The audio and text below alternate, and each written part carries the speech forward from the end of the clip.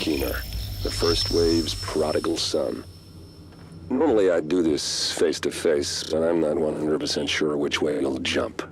You act one way when Ms. Lau is watching, and another way entirely when you're off the leash. That's an interesting contradiction. You see, I think that deep down, you get it. You know, the old rules, laws, governments, those things died on Black Friday. But the feral PMCs, the convicts, the ones smart enough and good enough to take what they need, they'll survive. Me? I'm gonna prosper. Oh, you could too, but you took an oath, right? You got a duty. Those are both ways of saying that your conscience is fucking you. You ask yourself, who has earned a right to tell you what to do? Do you know how many agents died to hold the Dark Zone just for the brass to give up and put a wall around it? You don't believe me? You should check the place out for yourself. But the people you're working for, they're irrelevant now. Amherst changed how the game is played, and I have got the vision to win.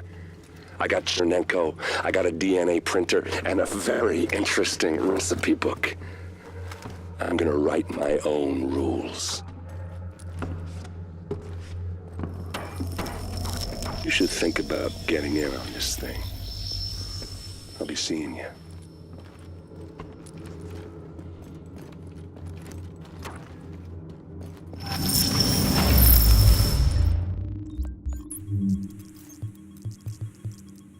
Hey.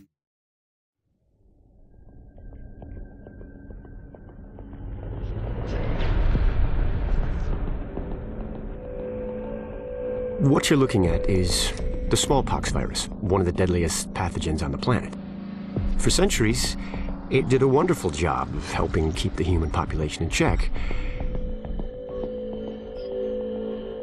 But times change, and sometimes Mother Nature needs a hand in improving her creations.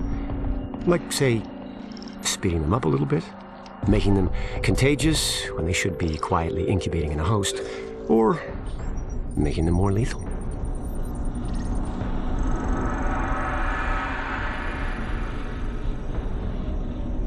I didn't come up with the approach on my own.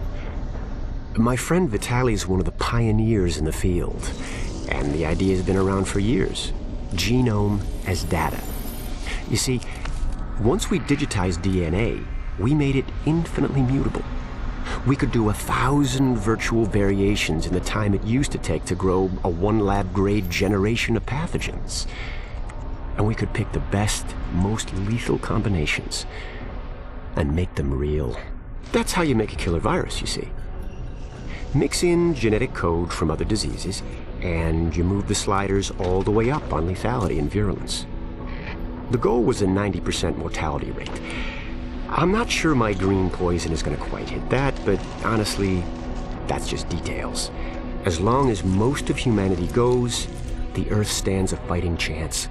Technically, technology is what's killing the planet.